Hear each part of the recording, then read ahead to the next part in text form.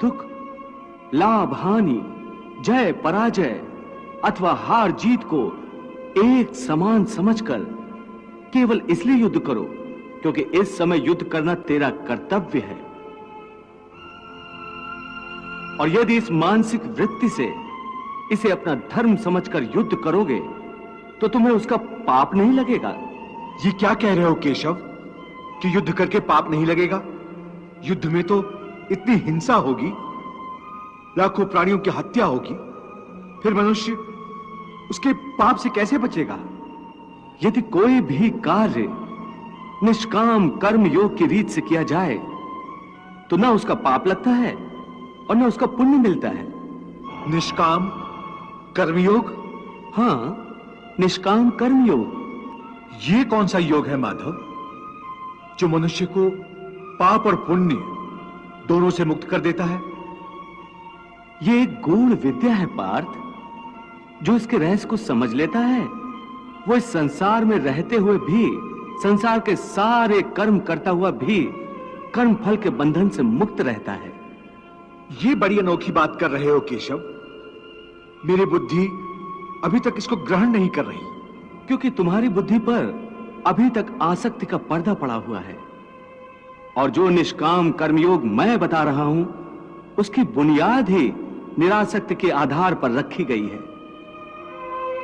हे अर्जुन, इस निरासक्ति योग को समझ लोगे तो तुम्हारे जीवन में पूर्ण शांति आ जाएगी। हे माधव, इस योग की साधना कैसे करते हैं? इस योग के नियम क्या हैं? उसकी साधना के लिए कोई हजारों वर्षों की तपस्या की आवश्यकता नहीं। इसकी साधना तो एक ही क्षण में हो जाती है। एक ही क्षण में? हाँ, एक ही क्षण में। जिस क्षण में प्राणी अपने मन का रवैया बदल लेता है वही क्षण। परंतु हे केशव, कोई भी मनुष्य एक ही क्षण में आसक्ति को कैसे छोड़ सकता है? जब वो कर्म करता है तो उसके फल की आसक्ति तो उसे कर्म का हिस्सा होती है, जिसके अंतर्गत फल पाने की इच्छा से ही कर्म करता है। हे अर्जुन, बस यहीं से निष्काम कर्मयोग की साधना शुरू होती है। अर्थात तुमने कहा कि प्राणी फल पाने की इच्छा से ही कर्म करता है, परंतु निष्काम कर्मयोग यह सिखाता है कि फल पाने की इच्छा से नहीं, बल्कि अपना कर्तव्य पूरा करने के लिए, अपने धर्म का पालन करने के लिए कर्म करो। फल पर भरोसा रखकर कर्म मत करो, क्योंकि फल पाना तुम्हारे हाथ में नहीं, तुम्हारे अधिकार में केवल कर्म करना ही है। कर्मण्येवाधिकारस्ते मा फलेषु कदाचन मा कर्म फल हेतुर्भूर्मा ते संगोस्त कर्मणि। हे पार्थ, तुम कर्म कर सकते हो, कर्म करने का संकल्प कर सकते हो, परंतु इसका फल पाना तुम्हारे हाथों में नहीं है। हे मधुसूदन, मैं जिस काम का संकल्प करूंगा वो काम तो मैं करूंगा ही। जब भोजन करने का निश्चय करके बैठूंगा तो निवाला उठाकर मुंह में रखूंगा ही, तभी तो उसे खाऊंगा। यदि वो खाने का निवाला तुम्हारे प्रारब्ध में नहीं है तो उसे तुम मुंह तक तो ले जाओगे, परंतु उस ग्रास का एक दाना भी अपने मुंह में नहीं रख सकोगे। हे अर्जुन, केवल कर्म का संकल्प ही प्राणी के अधिकार में है, उसका फल प्राणी के अधिकार में नहीं है। वो कैसे? मैं बताता हूं कैसे। पार्थ, तनिक उस दृश्य की कल्पना कि नगर धनवान के सामने बड़े स्वादिष्ट भोजन की थाली परोसी गई है।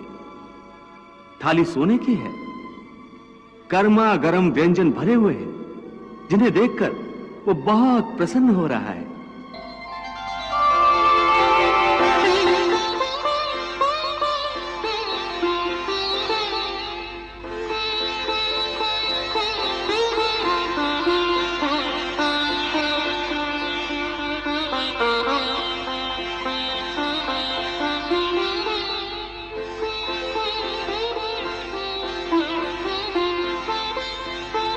वो बड़ी प्रसन्नता से पहला निवाला उठाता है।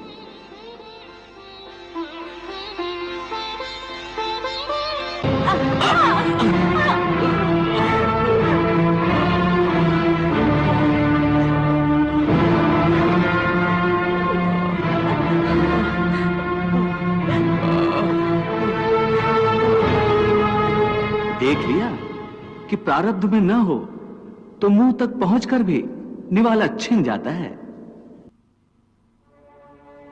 परंतु हे अर्जुन, इस उदाहरण का यह अर्थ भी नहीं है कि तुम सब कुछ प्रारब्ध पर छोड़कर स्वयं अकर्मण्य हो जाओ। याद रखो, मैंने कहा है, मां कर्म फल हेतुर्भु माते संगोस्तु कर्मणि। हे केशव, तुम्हारे कहे अनुसार यदि फल प्रारब्ध ने अपनी मर्जी से देना है तो फिर प्राणी को कर्म करने की आवश्यकता ही क्या है? कर्म करने की आवश्यकता क्या है, यह जानने से पहले यह तो जान लो कि प्रारब्ध क्या है, प्रारब्ध कैसे बनती है। हे केशव, प्रारब्ध क्या है उसे जानने में क्या मुश्किल है? यह तो सीधी सी बात है कि जो भगवान की इच्छा है वही मनुष्य का प्रारब्ध होती है। नहीं अर्जुन, नहीं, यह धारणा सत्य नहीं है। क्यों सत्य नहीं है? क्योंकि मैं किसी के प्रारब्ध नहीं बनाता, ना मैं किसी प्राणी के कर्म अथवा कर्म फल के हिसाब में दखल देता हूं। इसलिए प्राणी की प्रारब्ध बनाने में मेरा कोई हाथ नहीं होता। फिर कौन बनाता है प्राणियों का प्रारब्ध? प्राणियों के अपने कर्म। अर्थात ये कि प्राणी जैसे कर्म करेगा उसका वैसा ही फल पाएगा। अच्छे कर्म करेगा तो अच्छा फल मिलेगा और बुरे कर्म करेगा तो बुरा फल पाएगा। यही जो प्राणी के अच्छे बुरे कर्मों के अच्छे बुरे फल का हिसाब है, इसी को प्रारब्ध कहते हैं। अपने पुण्य कर्मों के फलस्वरूप सुख और अपने पाप कर्मों के फलस्वरूप दुख प्राणी इसी जन्म में या अपने अगले जन्म में भोगना ही पड़ता है, वो टल नहीं सकता। इसलिए अकर्मण्य हुए बिना निरंतर अपने धर्म के अनुसार कर्म करते जाओ और मन में यह पक्का विश्वास रखो कि जिस नियत के साथ तुम कर्म करोगे उसी नियत के अनुसार तुम्हें फल अवश्य मिलेगा। कर्म का यह अटल विधान है, इसमें कभी किसी के साथ अन्याय नहीं हो सकता। हे अर्जुन, प्राणी का कोई भी कर्म नष्ट नहीं होता, मनुष्य को अपने हर कर्म का फल अवश्य मिलता है। इस तरह प्राणी के कर्मों के अनुसार उन कर्मों का फल हर मनुष्य के प्रारब्ध में लिख दिया जाता है।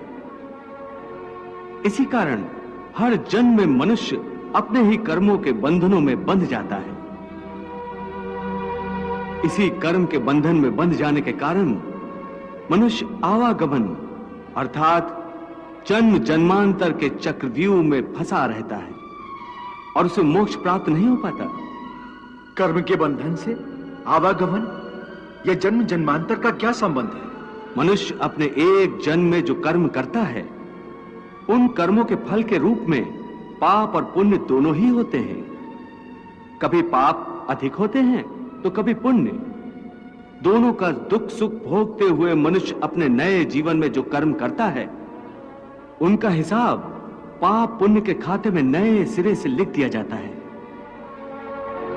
इस तरह इन नए कर्मों को भोगने के लिए एक और नया जन्म लेता है और जन्म जन्मांतर का यह सिलसिला लगातार चलता रहता है और मनुष्य की आत्मा का अपने परमात्मा से मिलन नहीं होता।